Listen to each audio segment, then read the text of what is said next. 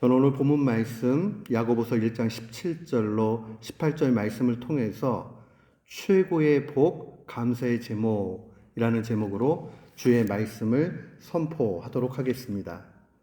우리가 어떠한 관계를 할 때에 인간관계겠죠. 또 때론 하나님과의 그 관계에 있어서 동기가 굉장히 중요합니다.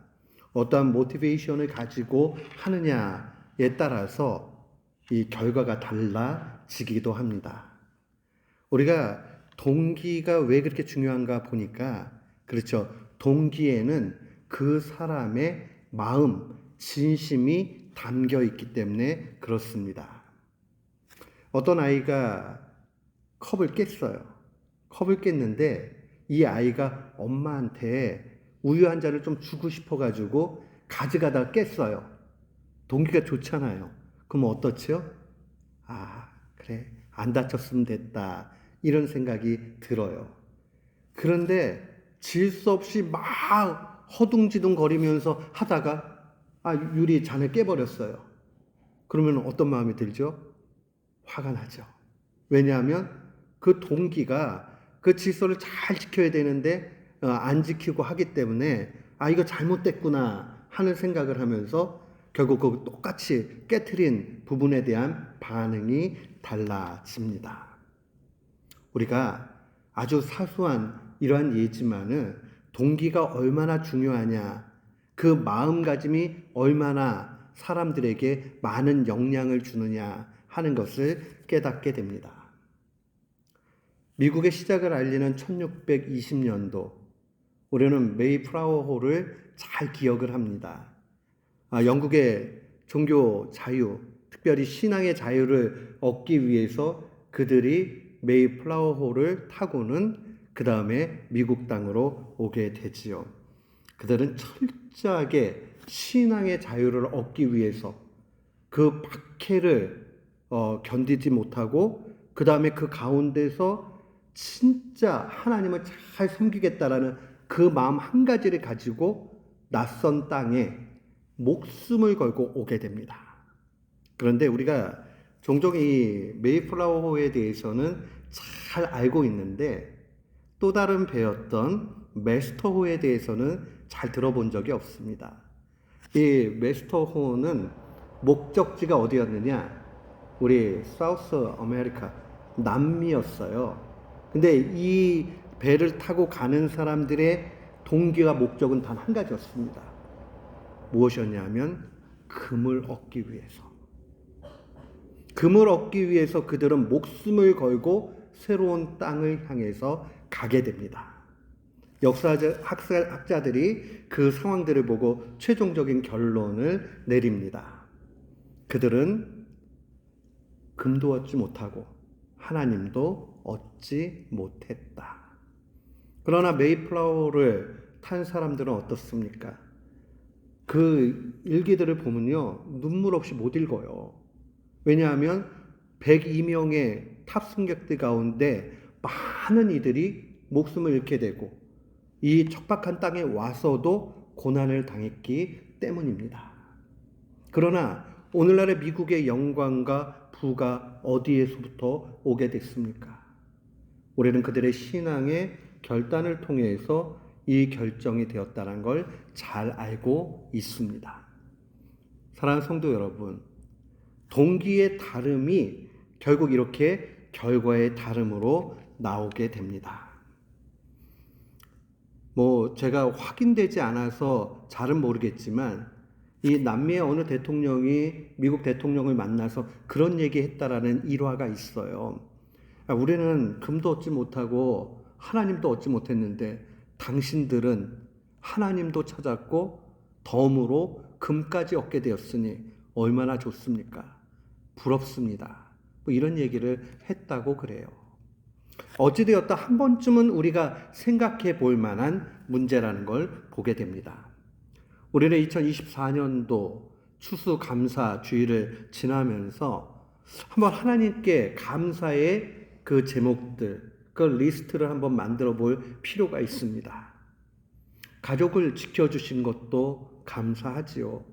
또 새로운 직장을 얻게 되거나 또 승진한 것도 참 감사합니다.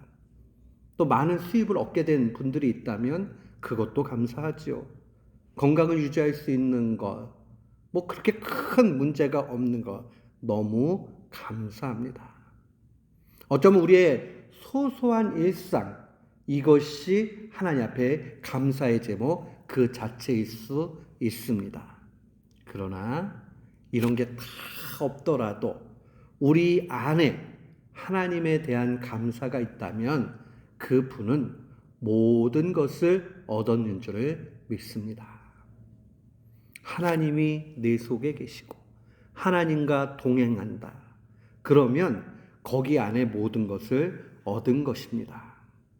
우리는 이 감사의 제목들을 계수해 보면서 이 모든 것이 누구로부터 왔느냐를 놓치지 말아야 됩니다. 철이 들고 성숙하게 되면 부모님의 손에 들려있는 선물 바구니를 보는 것이 아니라 그 선물을 준비하신 부모님이 보이기 시작하죠. 너무 감사하다. 엄마들은 보통 아이를 출산할 때쯤 되면 그 엄마에 대한 고마움이 아빠들하고 또 다르게 깊은 것이 있습니다. 야, 이렇게 해가지고 날 낳아줬구나 라는 걸 깨닫게 되죠. 가장으로 집안의 모든 것을 책임져야 되는 또 아빠의 입장에서는 야, 우리 부모님이 이렇게 해가지고 우리를 길러주셨구나 하는 감사가 있게 됩니다. 성장하고 성숙하게 되면 선물의 내용들보다 그것을 준비해 주신 그러한 선물 주시는 분들에 대해서 감사합니다. 오늘 본문 말씀 우리에게 이것을 명확하게 알려줍니다. 우리에게 선물을 주시고 모든 것을 주시는 분이 어떠한 분이냐. 오늘 17절 말씀 보니까요. 온갖 좋은 은사와 온전한 선물이 다 위로부터 빛들의 아버지께로부터 내려온다. 빛들의 아버지. 이 빛들의 아버지라는 이 은유적 표현은 하나님을 뜻하는 겁니다. 하나님께서 빛을 창조하셨죠. 그러니까 창조자 하나님을 이야기합니다. 동시에 이 하나님은 세상 만물을 당신의 뜻 안에서 선하게 간섭하십니다. 섭리하시는 하나님이십니다. 그 하나님은 오늘 본문 하반절에 보니까 변함도 없고 회전하는 그림자도 없다. 이 말은요, 아주 좋은 표현이에요. 그러니까 변함이 없을 뿐만 아니라 흔들림도 없고 우리가 그의 사랑은 한결같다라는 것을 그렇게 찬양하는 말입니다. 우리는요, 사랑해도 능력이 안 돼서 온전히 사랑 못할 때도 있고 또 우리의 감정에 충실해서 이만큼 사랑했다가 그 다음 내 기분이 좀 안 좋으면 그 사랑의 표현도 안 할 때도 많이 있어요. 심지어는 자녀들에 대해서도 내가 그렇게 사랑한다라고 하면서도 어떨 때는 내 몸이 무겁고 힘들고 그러면 짜증스럽게 반응할 때도 다 있잖아요. 변함이 너무 많아요. 회전하는 그림자 같이 짧았다가 길었다가 뭐 도통 감당할 수 없죠. 보통 남자분들을 상담하다 보면 여자들 속을 모르겠다고 그 얘기를 합니다. 그쵸. 저도 잘 모르겠어요. 시간이 지난다고 아는 것이 아니라 잘 모르겠어요. 짧았다가 길었다가 그런 것 같아요. 사람은 다 그래요. 여자분들만 그러나요? 남성분들도 똑같이 어떨 때는 헌신을 깊이 했다가 어떨 때는 내가 무겁고 힘들면 그냥 외면했다가 하는 연약함이 우리 가운데 있습니다. 그러나 하나님은 한결같이 변함없이 우리가 어떠한 모습에 있든지 간에 우리의 연약함대로까지도 품으시고 감싸 주십니다. 그 창조하시고 섭리하시는 하나님께서 우리에게 온갖 은사와 좋은 것을 베풀어 주십니다. 만복의 근원 하나님, 그 찬양을 할 때마다 우리가 기억할 수 있는 것은 하늘로부터 내려오는 그 모든 복락, 하나님께서 우리에게 좋은 것으로 다 주셨다라는 것을 분명히 기억해야 됩니다. 하나님은 한결같으시고 또한 차원이 다르십니다.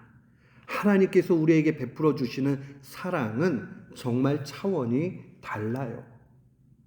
인간이 할 수 있는 최고의 사랑 가운데 하나는 제가 봤을 때 엄마들이 갖는 자녀에 대한 마음인 것 같아요.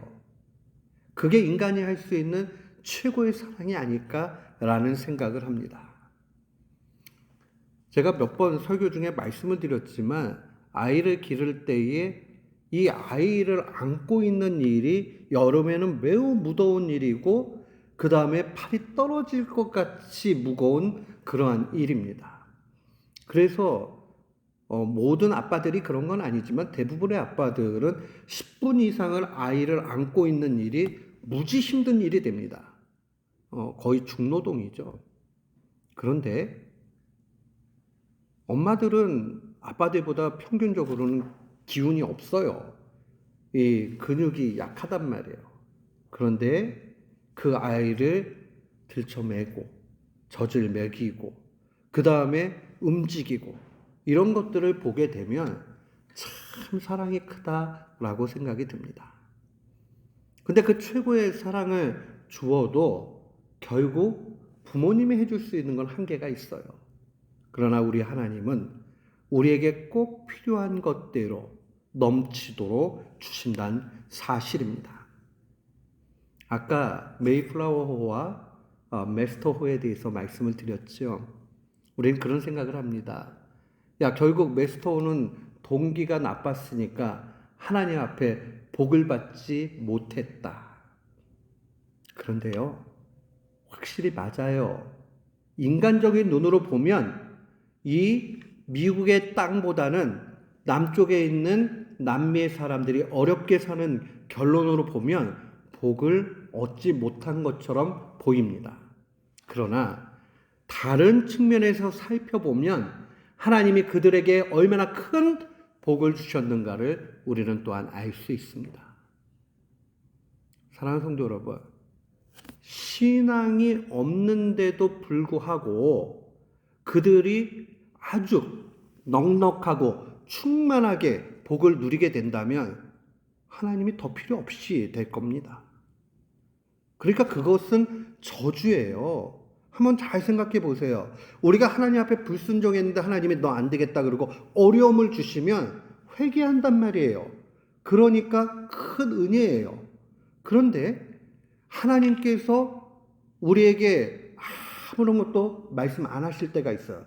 침묵하실 때가 있어요. 왜냐하면 너무 큰 죄악 가운데 그렇게 가게 되면 지금 얘기해봤자 안 되니까 하나님이 침묵하실 때가 있다고요. 그게 진짜 큰 두려움과 어려움이에요. 그러나 하나님께서는 이 메스터호, 금을 찾아서 갔던 사람들을 그래도 먹이시고 입히셨을 뿐만 아니라 그들로 하여금 회개할 기회를 주셨습니다. 여기에 이 큰 은혜를 생각해 봐야 됩니다. 2024년도를 우리가 회상해 봤을 때에 내가 별로 받은 게 없어 라고 생각이 든다면 인간적인 눈으로는 그럴 수 있어요. 그러나 하나님의 차원에서 보게 되면 내가 회개할 기회를 얻었구나. 그거 큰 복입니다. 저는 저한테 아주 좋은 신앙의 친구 같은 목사님이 계신데 이분이 하셨던 말씀을 잊을 수가 없어요. 아주 제가 젊을 때 들은 얘기예요. 이분이 그런 말씀을 하세요. 젊은 날의 작은 성공이 인생을 망친다. 제가 그 20대에 들었을 때는 무슨 말씀인지 몰랐어요. 그때 이분이 한 40 정도 되셨을 때 하셨던 말씀이거든요. 제가 시간이 지나면서 깨달아져요. 그때 잘 됐으면 큰일 날 뻔했다. 제 자신을 봐도 그래요. 어려움을 당하지 않고 그냥 탄탄대로 쭉 갔으면 와, 이거 큰일 날 뻔했다. 우리에게 걸림돌이 오게 되고 우리에게 어려움이 오게 될 때에 우리는 감사해야 됩니다. 왜냐하면 그 걸림돌은 정말 우리가 걸려서 넘어지도록 놓여져 있는 것이 아니라 하나님이 디딤돌로 만들어 주시기 때문입니다. 그러니까 감사할 수밖에 없습니다. 우리는 이런 생각을 합니다. 과연 그러면 이 신앙인이 얻는 복이 뭐 그렇게 대단한가? 우리는 신앙인이 두 가지 복을 얻는다는 것을 부인할 수 없습니다. 첫 번째는 일반적인 복이에요. 이것은 신자나 불신자나 모두가 얻게 되는 복입니다. 어떤 학자는 이것을 일반 은총이라는 말로 사용했습니다.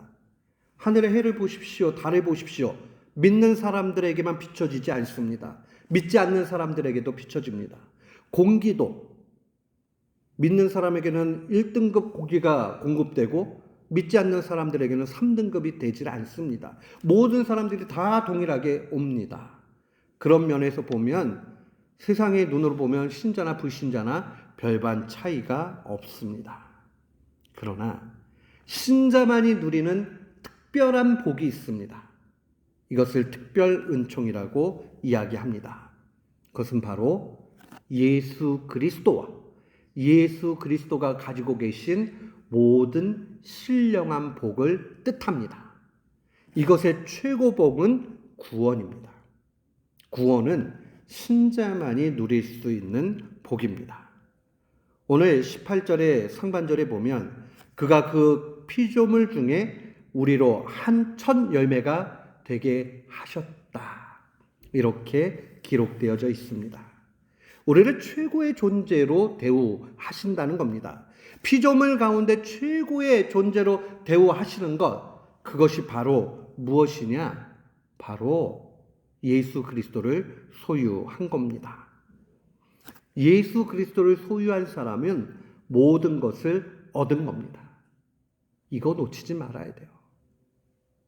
제가 1년 이렇게 지나가면서 느껴지는 게, 야, 신앙을 가진 게 이렇게 감사한 일이구나.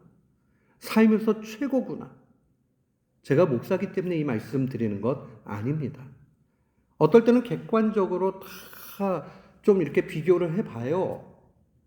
그런데 인생을 80년, 90년 사신 어른들을 만나봐도 다들 한결같이 하시는 말씀은 바로 그겁니다.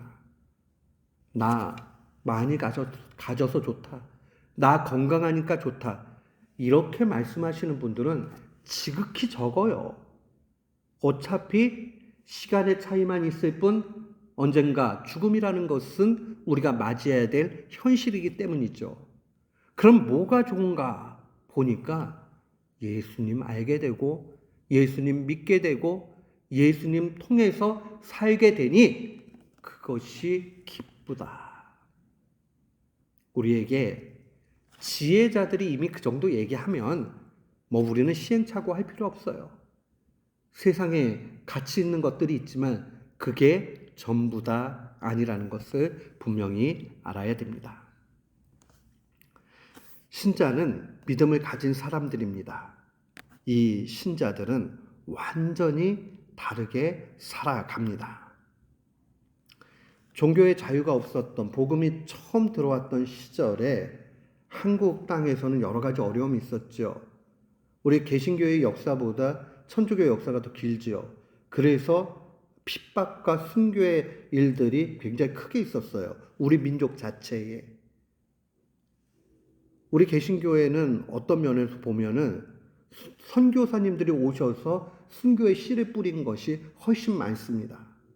종교적 자유가 없는 곳에 우리가 신앙생활한다는 건 너무 어려운 일이죠. 저도 겪어보진 않았지만 저희 선생님들 가운데서는 북한에 계시다가 내려오셨던 분들이 제법 계셨어요.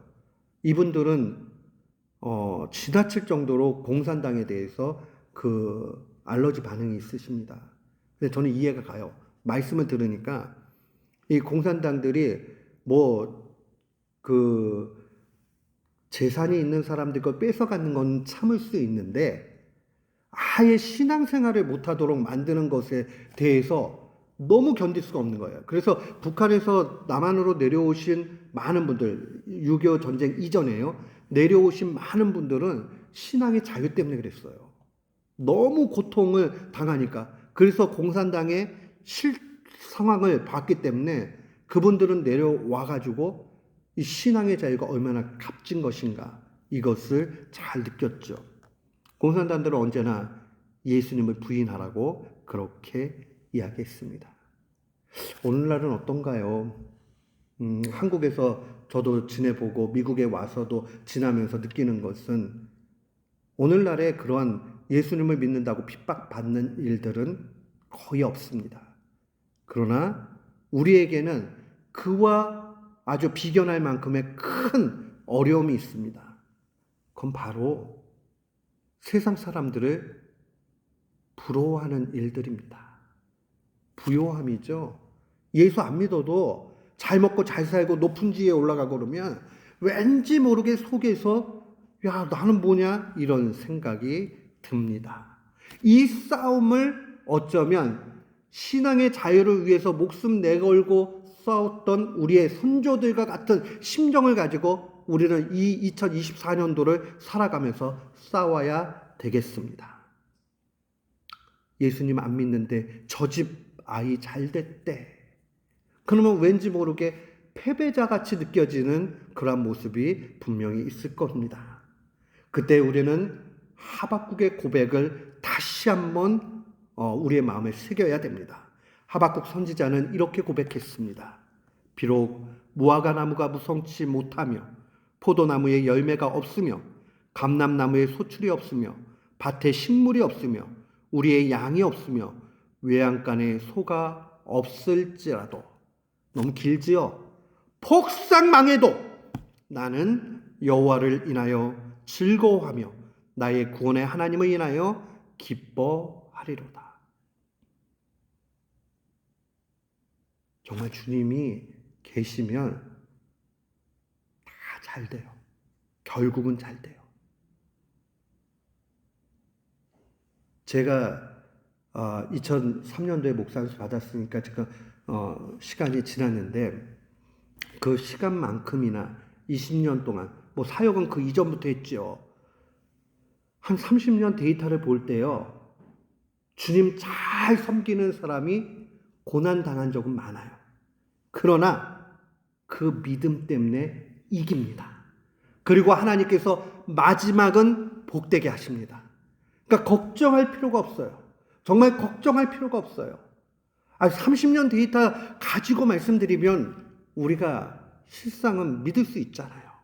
하나님의 약속의 말씀은 말할 것도 없고 실제적으로도 그러하잖아요. 사랑하는 성도 여러분, 하나님을 소유하세요. 예수 그리스도로 만족하세요. 그러면 나머지 일들은 다 잘 됩니다. 오늘 이 은혜 가운데서 하나님 앞에 감사하며 날마다 승리하는 귀한 교우들 되시기를 주님의 이름으로 축원합니다. 아멘.